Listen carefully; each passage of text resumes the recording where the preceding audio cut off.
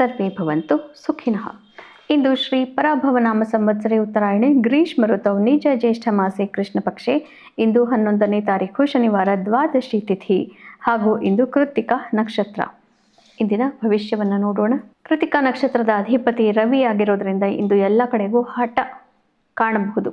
ಎಲ್ಲರೂ ತಮ್ಮದೇ ನಡಿಬೇಕು ಅನ್ನುವಂತಹ ಒಂದು ಭಾವನೆಯನ್ನು ವ್ಯಕ್ತಪಡಿಸ್ತಾ ಇರಬಹುದು.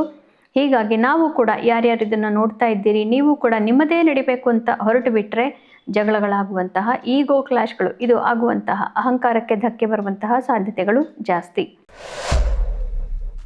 ಮೇಷರಾಶಿಯವರಿಗೆ ಮಧ್ಯಾಹ್ನದವರೆಗೂ ಕೂಡ ನಿಮ್ಮ ಪರವಾಗಿ ಗಮನವನ್ನು ಕೊಟ್ಕೊಳ್ಳುತ್ತಾ ಇರ್ತೀರಿ. ಮಧ್ಯಾಹ್ನವಾದ ನಂತರ ಕುಟುಂಬದ ಬಗ್ಗೆ ಹೆಚ್ಚಿನ ಗಮನವನ್ನು ಕೊಡ್ತೀರಿ.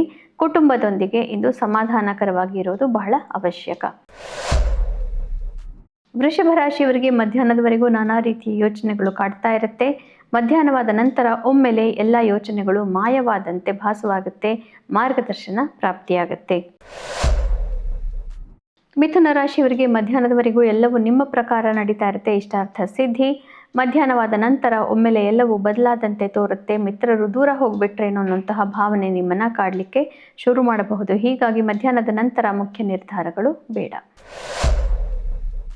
ಕರ್ಕ ರಾಶಿಯವರಿಗೆ ಮಧ್ಯಾಹ್ನದವರೆಗೂ ಕೂಡ ಕಾರ್ಯಕ್ಷೇತ್ರದ ಜವಾಬ್ದಾರಿಗಳು ತುಂಬಾನೇ ಹೆಚ್ಚಾಗಿ ಕಾಡ್ತಾ ಇರುತ್ತೆ.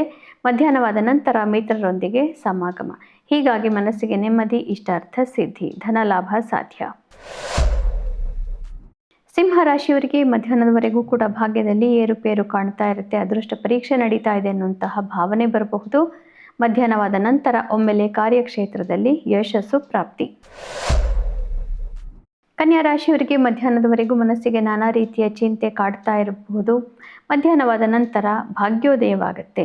ಹೀಗಾಗಿ ಮನಸ್ಸಿನ ಚಿಂತೆಗಳಿಗೆಲ್ಲ ಪರಿಹಾರವಾಗಿ ಮನಸ್ಸಿಗೆ ನೀವು ನೆಮ್ಮದಿಯನ್ನು ಕಾಣಬಹುದು. ಆದರೆ ಭಗವಂತನ ಆಶೀರ್ವಾದವಿಲ್ಲದೆ ನೆಮ್ಮದಿ ಸಾಧ್ಯವಿಲ್ಲ. ಹೀಗಾಗಿ ಪ್ರಾರ್ಥನೆ ಮಾಡೋದನ್ನು ಮರಿಬಾರದು. ತುಲಾ ರಾಶಿಯವರಿಗೆ ಷಷ್ಠದಲ್ಲಿ ಇಂದು ಚಂದ್ರನ ಮೇಲೆ ಗುರು ದೃಷ್ಟಿ. ಹೀಗಾಗಿ ನಿಮ್ಮ ವೈರಿಗಳು ಇಂದು ಸ್ವಲ್ಪ ಪ್ರಬಲರಾಗ್ತಾರೆ. ಶತ್ರು ಬಾಧೆಯಿಂದ ನಿಮ್ಮನ್ನು ಕಾಡಬಹುದು. ಆರೋಗ್ಯದಲ್ಲೂ ಕೂಡ ಕೆಲವೊಂದು ಸಮಸ್ಯೆಗಳನ್ನು ನೀವು ನೋಡಬೇಕಾಗಿ ಬರಬಹುದು.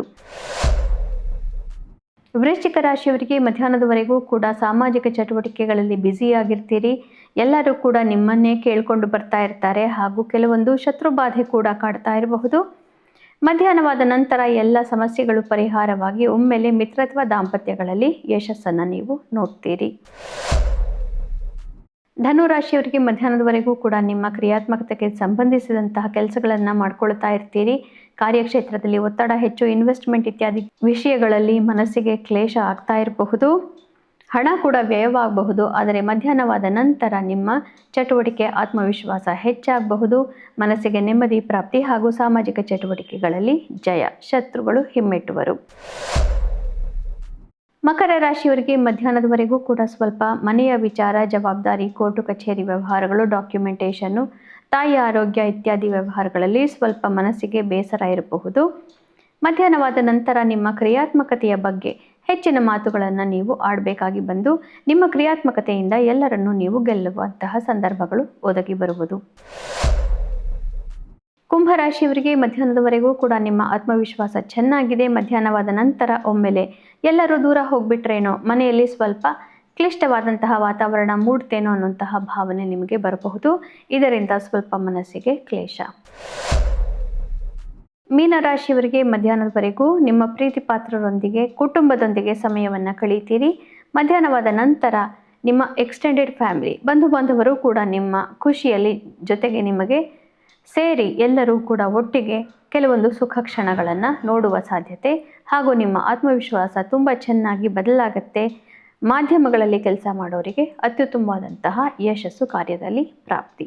ಪುನಃ ನಾಳೆ ಭೇಟಿಯಾಗೋಣ. ಅಲ್ಲಿವರೆಗೂ ಈ ಚಾನಲ್ನಲ್ಲಿ ಹಾಕ್ತಾ ಇರುವಂತಹ ಗೀತಾ ಶ್ಲೋಕಗಳನ್ನು ಶ್ರವಣ, ಪಠಣ, ಮನನ, ಲೇಖನ ಯಾವುದಾದ್ರು ಒಂದನ್ನಾದರೂ ಮಾಡಿದರೆ ಜನ್ಮಾಂತರದ ಪಾಪನಾಶ. ಎಲ್ಲವನ್ನೂ ದಿನ ಮಾಡಿಬಿಟ್ಟರೆ ಭಗವಂತನ ಪ್ರಾಪ್ತಿಯಾಗೋದರಲ್ಲಿ ಸಂದೇಹವೇ ಇಲ್ಲ. ಶುಭಮಸ್ತು. ಶ್ರೀಕೃಷ್ಣ ವಿಜಯತೆ.